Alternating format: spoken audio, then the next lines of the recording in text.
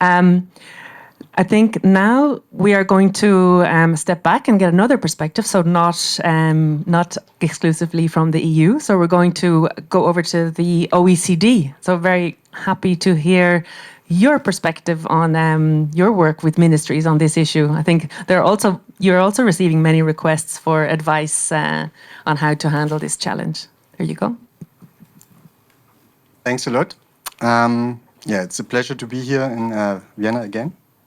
I think it's the third time in the last 3 years that I traveled to Vienna to speak about housing.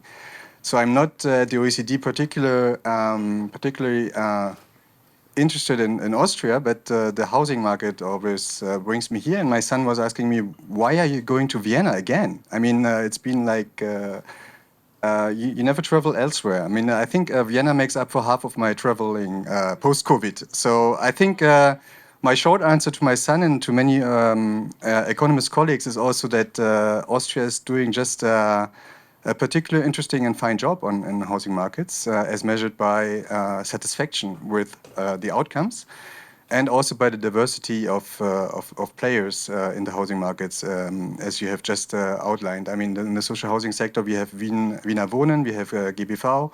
So there are many different players that coexist, which is interesting in itself. And the long answer to many of the colleagues why Austria is working so well is often, or why don't we, I mean, one of our tasks at the OECD when we talk to countries is actually incite them to go to places where things work better. And Austria is always, I mean, I always promote and advocate the Austrian housing model as a good practice or best practice.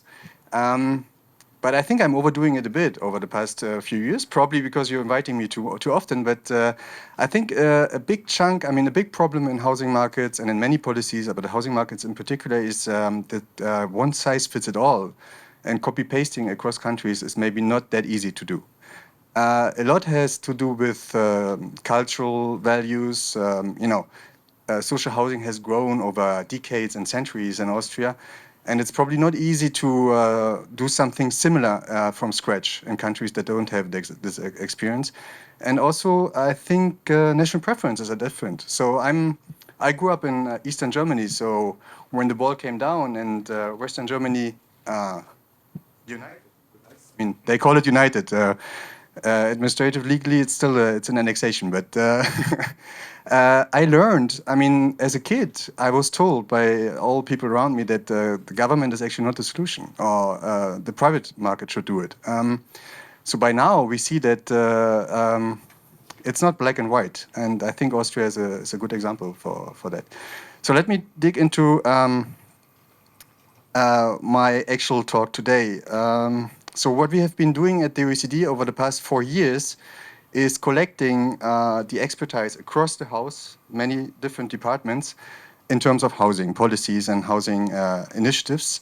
And I think something the OECD has in common with many governments is that housing responsibilities and initiatives are scattered across ministries, across players, which makes it hard actually to synthesize and also to bring action actually to the ground. I mean to the market.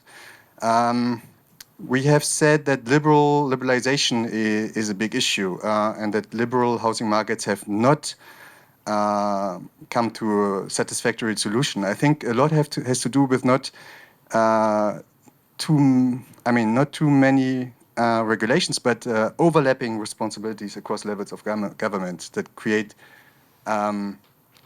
even if regulation has been reduced, I think the regulation that is remaining is just so inefficient because it's actually in the hands of too many players that are vetoing and that creating this NIMBYism. So what we have been doing is basically create a housing ministry within the OECD and collecting all the evidence and bringing this together in 2 books, brick by brick. The first volume was released 2 years ago, and the second a few months ago. And I will summarize the main lessons a bit. So first, I think I can skip these slides. So we have been talking about this extensively, recent developments. We see that in the United States and also in Europe, what happened during and after the COVID crisis is very much comparable in terms of financial standards with the great financial crisis. So you have seen credit standards tightening a lot and credit demand from household sector declining. We also know, thanks to all the initiatives after the great financial crisis, that the banking sector or the financial stability is much more insured now than then. So maybe this should not be as an, I mean, the alert that we can see, read from this slide should maybe a bit attenuated in this sense. So this is important. This is an important slide for me because we have talked a lot about house prices. But if you talk about affordability from a household's point of view, the house price itself is actually not the sole component. It depends actually on how you buy your flat or your home. If it's entirely cash financed, which is a situation not many of us can experience, depending on age and inheritance, but usually you don't buy cash. So when people talk about house price to income ratio, which is the orange line here, this reflects affordability actually only for those who buy cash for a given point in time. So if you look at Austria from 2010 to 2020, affordability in this sense has declined a lot.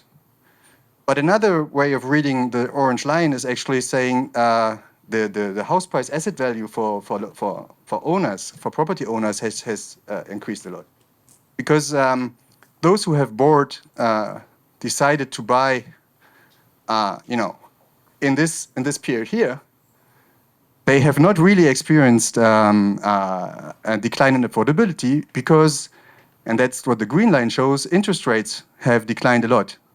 So the green line actually, instead of putting house price in the numerator, puts the annuity there. Annuity is the constant payment that you, over the entire maturity of the loan, that you pay to the bank, and that covers loan repayment and interest rate. And if you look at this, so for someone who takes a fixed interest rate loan in 2015 or over this period, that's what actually his affordability compared to other points in time looks like. So between 2010 and 2020, in many countries, including the three that are on the slide, affordability has actually not declined for young households or for mortgage buyers. That's the green line. And only only in recent times when interest rates have exploded, these people or the would-be buyers are actually affected. And conversely, the orange line shows the drop that we have talked about, that house prices are now dropping. So for those who buy cash now, they see some relief in terms of affordability. But for me, the green line is much more important in most countries. So one exception, obviously, and that also accounts to Austria, is when there's a big share of variable interest rate loans. So the green line here supposes a fixed rate interest rate loan. So this is the case in France. This is also to some extent the case in the US and also in other countries.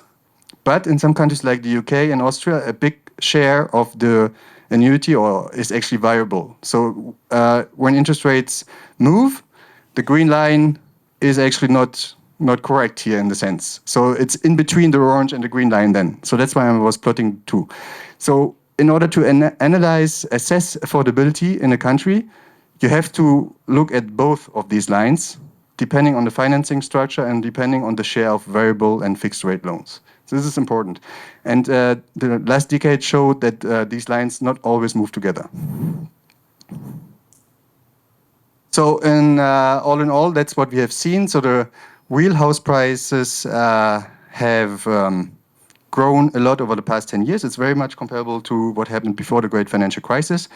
And the recent drop might also mirror what happened at the peak of the financial crisis. But as I said, it will not be as systemic as 10 years ago or 15 or 13 years ago, thanks to macro and microprudential rules, basically, that have enhanced or made the financial markets more resilient.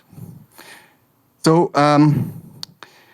now I'm coming to the OECD work on housing. So I mentioned that we try to bring together different visions or different perspectives on housing markets. And the one thing where we try to break the silo a bit of the economics department, especially where I'm working in, and always talk about supply and efficiency, is to bring in the other dimensions that are affected by housing, namely sustainability and inclusiveness. And this is very important because, as has been mentioned by several of the panelists already, there's a lot of interplays, synergies, but also trade-offs between various policy objectives. And that is the key reason why housing is so complicated. It's not just about efficiency. It's not, the governance is so complicated because there are local players, regional players, national players, responsibilities, financing, autonomy. I mean, there's a lot of things going on. And so what we tried in the first book is to fill this, so it's a Venn diagram that shows that there's interaction between these three dimensions: sustainability, efficiency, inclusiveness. And we try to fill actually the voids in this graphic with chapters. So we focused on specific issues like the urban footprint, the resilience, the affordability, which is between inclusiveness and efficiency. So for me, inclusiveness goes well beyond affordability because that's something we advocated very early on in the project. It's not just about affordability itself, like how much do you pay compared to your income. It's also on where do you live. Because you might have a country where affordability is not an issue. Everyone can buy its house with 10, 15, 20% of its income, but not in the same area and not with the same access to economic and cultural and social amenities. So that's very important for inequality, for intergenerational mobility, for residential mobility, for labor market mobility, as has been mentioned by Stefan. So it's very important that inclusiveness is affordability, but also the spatial mismatch between supply and demand. So giving people the opportunity to live there where the economic amenities and social amenities are. So what we did with the second volume, which we issued this year, is to fill some of the gaps that we identified in our first book from 2 years ago. And so we have mentioned, obviously, decarbonization, housing finance, and the post-COVID shift was not mentioned, obviously, because it was written before COVID actually happened. But decarbonization, housing finance became also more pressing issues now than 2 or 3 years ago, and we dedicated a special chapter to those. So I will try to summarize these three issues: decarbonization, housing finance, and the post-COVID demand shift. And a lot of things I will say reflect also on the other dimensions and on the recommendations we made 2 years ago. So to start with decarbonization. Housing on the left-hand side in the pie chart, you see housing accounts for more than a quarter of CO2 emissions in OECD countries. So the important distinction is there is the building sector, the construction sector itself. So you have cement, you have all these inputs in building a house that accounts for 6%. And then you have, crucially here, the indirect and direct emissions. So what we mean with direct emissions is actually what's really burned at home, like when you cook with gas, when you have a gas boiler to heat your water, or when you use oil at home to heat. And the indirect emissions come through district heating and electricity use, depending on how this electricity is actually created. So what the IEA, one of the former employees of one of the panelists, computed is how do we get from, for the housing market, how do we get from the current emissions to close to net zero by 2050? So this is the total economies, the countries we are talking about, their climate objective in the next 30 years. So the red bars here on the right-hand side graph show that policy as usual. So if you don't do anything, emissions would actually close to double. So it's plus 96% that you can see here, close to double from where we are today. So no policy action would actually double the emissions instead of going down to close to zero. So how do we get to zero? So according to this scenario, and it's probably more qualitative, the essence that you should take from this slide is more not on the precise numbers, but more on the quality. So it's three things. First of all, fewer energy consumption. So this is a tricky point. I mean, here we see that a third of the reductions in CO2 emissions until 2050 come from energy efficiency and behavioral and avoided demand. So behavioral means people switch off light in rooms where they are not currently, and so on. So things we haven't actually thought about maybe 20 years ago. Same with water consumption. We try to adapt our to be more responsible in a sense. Energy efficiency is a very important point because it's about insulation. It's about better equipment. So all this hinges on innovation and on financial incentives. We will talk about, and then the big chunk is electrification. So this is what people most have in mind when they talk about decarbonization of the housing sector, of energy use at home. We need to get rid of the direct emissions at home. So the gas boilers, the gas that is used for cooking, all this can be avoided by clean electricity. So first of all, you need to electrify the appliances at home, and then you have to make sure in the second step or parallel that the electricity that is generated is clean, clean from fossil fuels.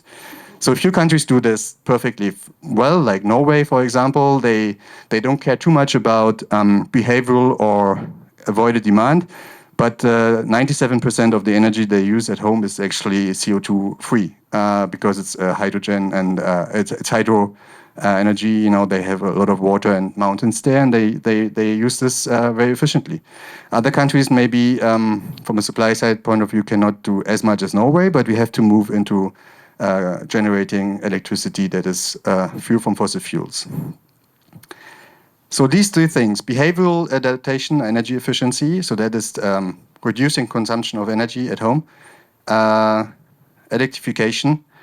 These are the three things. So how do we get there? What can policy actually do to incite market players to get there? First of all, a slide, unfortunately, that is from a German think tank, from a German survey. So I will not go too deep here into this, but there's a dichotomy that we see in many places around the world, is that market players increasingly say that that decarbonization will play a major role, including in pricing of homes. But at the same time, they realize that currently the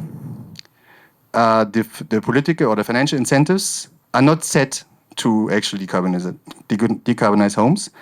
So there's a mismatch between ambition, basically, or with projected importance of decarbonization and actual action taken, including on the policymaker side. We have come up with a catalog of things that policymakers can do actually to bring about decarbonization. So typical OECD recommendations obviously do it over the price, so the CO2 pricing, either by carbon tax or by emission trading systems. So this is very appealing because it sets clear incentives on pricing the externalities that we create by emitting carbon. The problem with housing markets is that there are a lot of market failures. For example, a renter has not a clear incentives, or landlord has not a clear incentive to invest in the insulation of the home because he or she is not benefiting from the energy savings actually. And conversely, the renter has not the capital or the financial incentive actually to increase or to increase the quality of the home. So there's, we call it the split incentive problem. So CO2 pricing cannot always solve these issues. So we need also some regulation. There's also short-termism on the investor side. So when I talk to my parents about heat pumps, then they say like in 15 years, I mean, who cares about, there's a payoff period of 15 years. So in 10 to 15 years, there's a break even. Even if you take subsidies, government subsidies on board, private households often have a shorter investment horizon, and they won't probably break even in the next 5 years rather than 10 to 15. So you need to do much more than just pricing. and by the way, pricing is also not very popular, as I have felt in France myself, when the government tried to increase the carbon price on fuels. The Gilets jaunes, so the Yellow Vest movement, came up, and they had to divest from this idea. So politically, it's also very complicated, CO2 pricing. So you have to use some kind of regulation as well. So the ban of boilers and energy labeling requirements when you sell your apartment or buy a new one are important things. Obviously, subsidies, as I said, payoff periods are too long. Even if it's from a rational point of view, would be a good idea to invest in a heat pump. Payoff periods are too long, so you need to come up with some subsidies also to provide liquidity to households. Obviously, often there are also liquidity constraints. Then you have rental laws as well. As I said, there's a split incentive problem. And if you live in a multi-family building, it's obviously very important also to have the majority of people voting for better insulation and energy efficiency improvements. So often you can veto investments, or you need a majority, and it's often complicated to get this majority. So the government or rental regulators could look into this issue on how to enforce energy efficiency improvements, especially in multifamily buildings. And last but not least, green finance. So green finance is in its early stages, but I think a lot more can be done, including from monetary policy. But also, if you think about the transparency of the labeling of the energy certification across Europe, there are so many differences. So I think we need to to scale up the market and also make it more comparable across countries. The European Commission probably and other institutions can help in this regard. And also, market players say that the energy efficiency of your home is increasingly important also for the credit standard of the household. So this can actually be used in a more endogenous way, basically, in the credit standards of this household for the credit worthiness. So if you invest in your home, it should be also reflected in credit worthiness, because as we know now, the risk, the credit risk is declining of the household, because future energy savings will help. So the second issue is housing finance. So there's some overlap, obviously, with green finance. So we mentioned that house prices, or the spectrum of the housing bubble, came back actually to the fore. We saw that on the right-hand side here, we have used central bank speeches and look for the occurrence of the word house prices, and we have seen that since the onset of the pandemic, concerns about housing profits came back. Not as high as maybe in the great financial crisis, but they came back to the forefront. And a big reason behind the interest rate increase was also to tame housing markets. This is especially a problem, as I said in the first slide, on the second slide, for people with variable rate loans. So they are directly affected, and that it creates affordability issues for the incumbents as well. So policymakers also need to make sure that they provide safeguards for these households that become vulnerable now.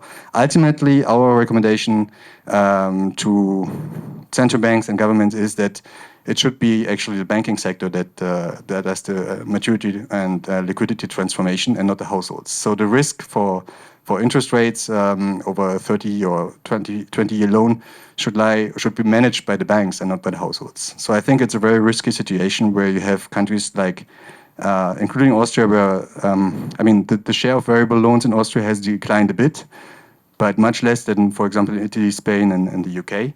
So I think there's some more progress that can be done in Austria to leave the maturity risk with the banks and not with the households. I will skip this slide for the sake of time. So what we have recommended in this chapter is basically the same as we have always recommended. So there is a clear bias in financial policy and the bias towards home ownership, which we think is a bad idea. One example is this mortgage interest relief that many countries still have. And as my colleagues have been saying also, that this helps more the incumbents and boosts house prices rather than helping affordability in the long run. So this should be looked into. Also, we can advocate moving away from housing transaction costs more to recurrent property taxation. And this could be and should be implemented in tandem probably with looking into this mortgage interest relief. Then on the macroprudential side, we have the credit and the borrower side, and something we have came up with in this recent publication is that some of these measures that helped a lot over the past 10 years and helped in the current crisis, because the financial stability has been enhanced by this for banks at least, for the systemic banks at least. I think some of these measures could be extended to also non-banks. We have talked about shadow banks, and there's a big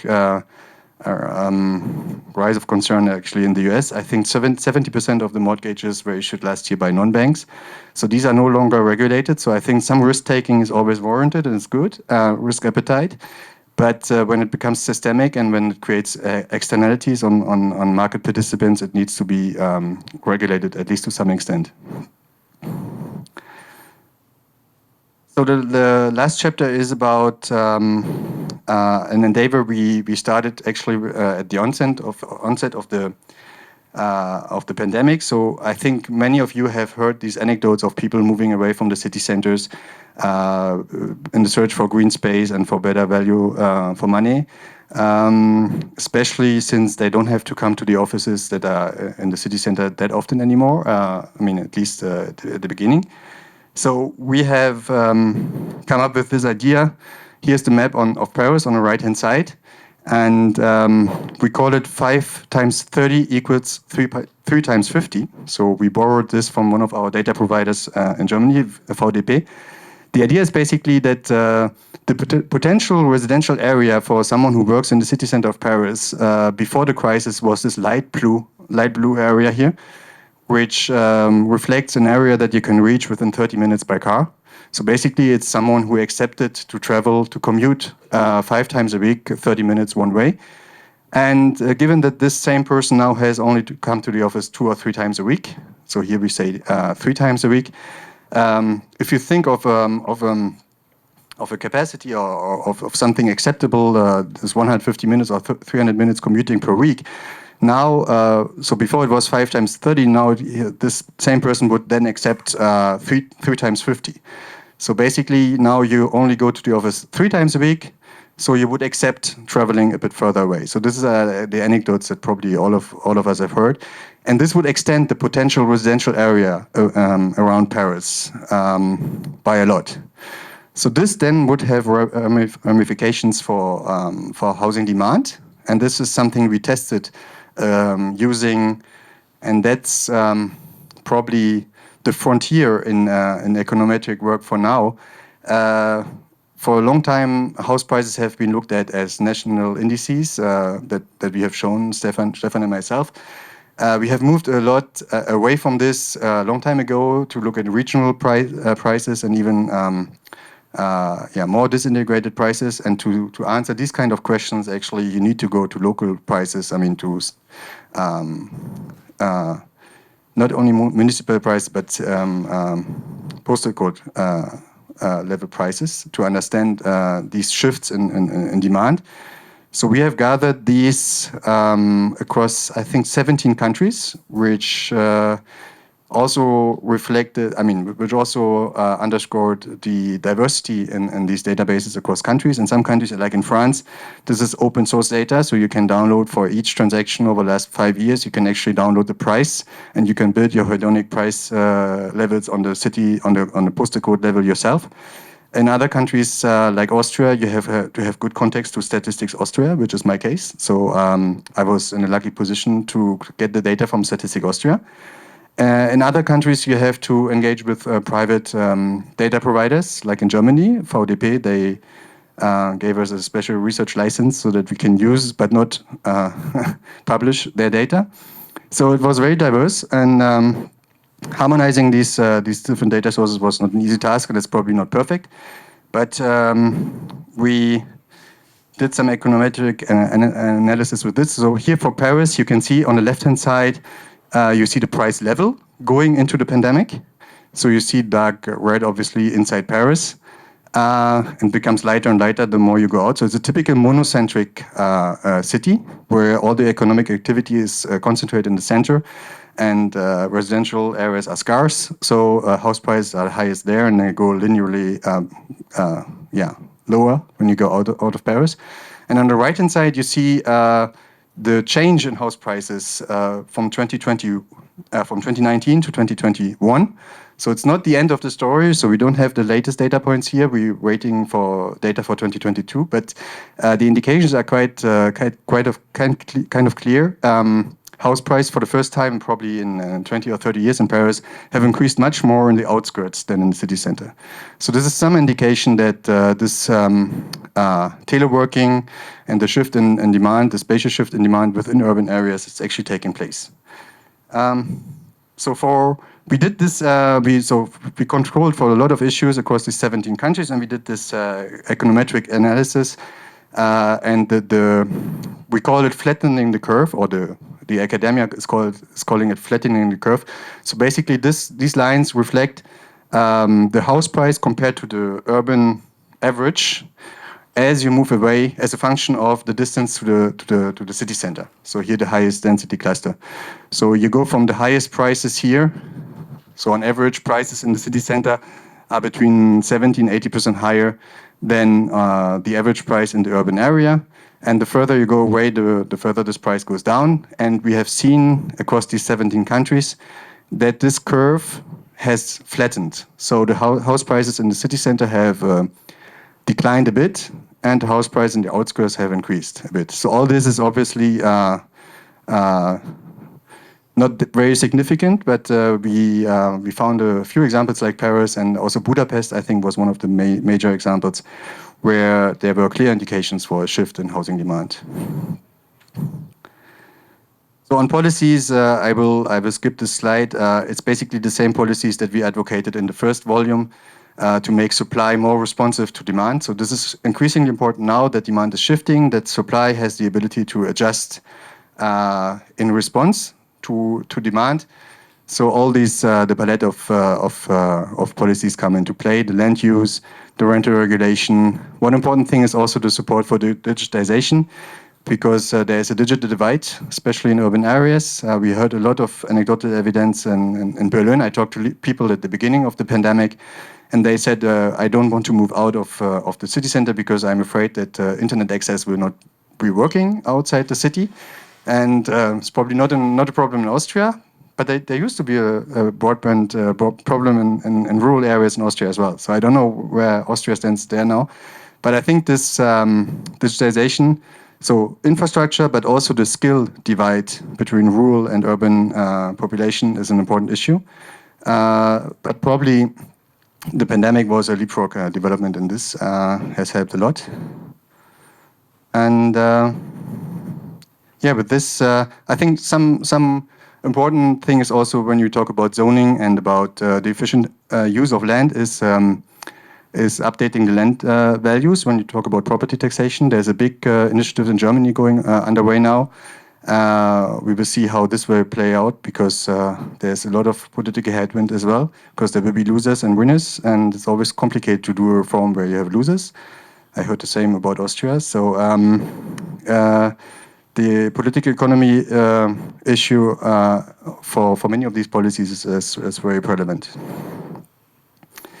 So I was rushing a bit over these slides. I hope it's informative. Otherwise, you can also search our internet for the two reports I was mentioning, and we also have an interactive toolkit where you can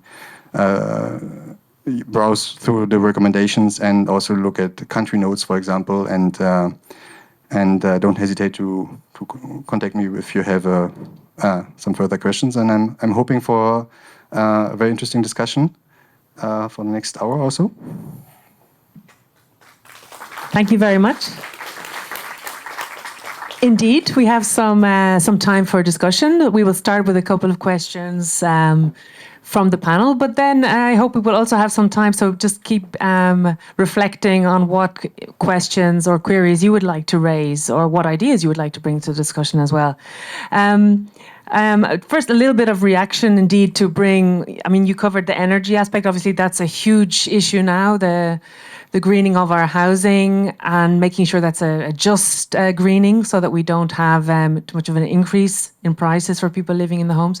And it's just to bring us back to the topic of today and link with greening. So we actually see, according to our state of housing, that indeed the social, limited profit and cooperative housing sector is actually ahead when it comes to greening. So in our analysis, for instance, if we take France, we're 5 million social housing units, 46% in the social non-profit sector are labeled A, B, and C, compared to 25% in the rest, in the private sector.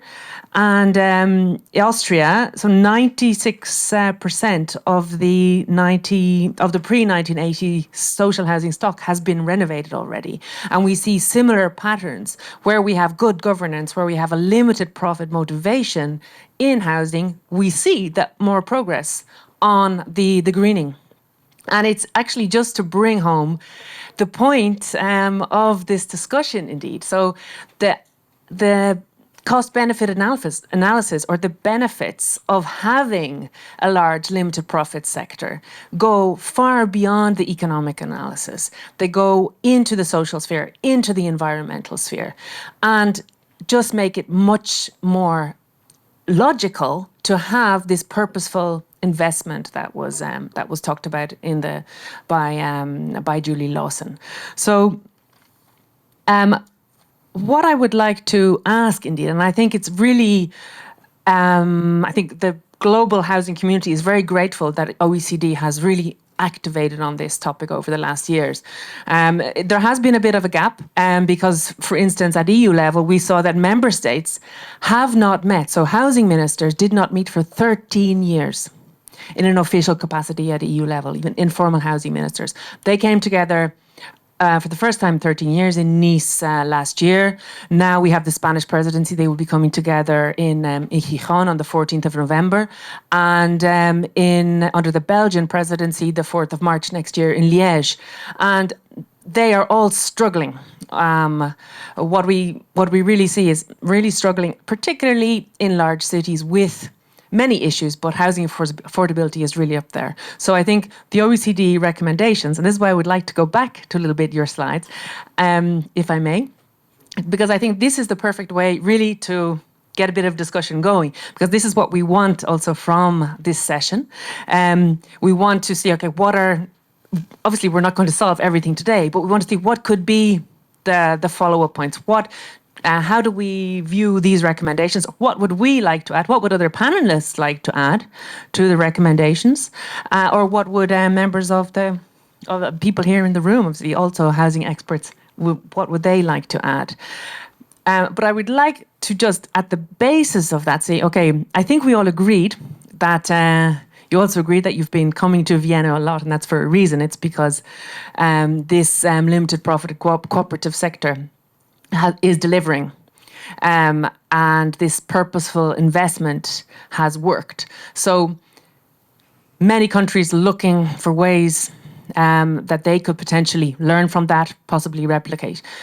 I think in the back of your mind, if you're responding to these recommendations, do you think they would help other countries to try to bring in some of the experiences we see from the limited profit cooperative sector in Austria? So I don't know, would you like to maybe review a little bit the key recommendations, and then maybe the panelists would like to respond? Should we do?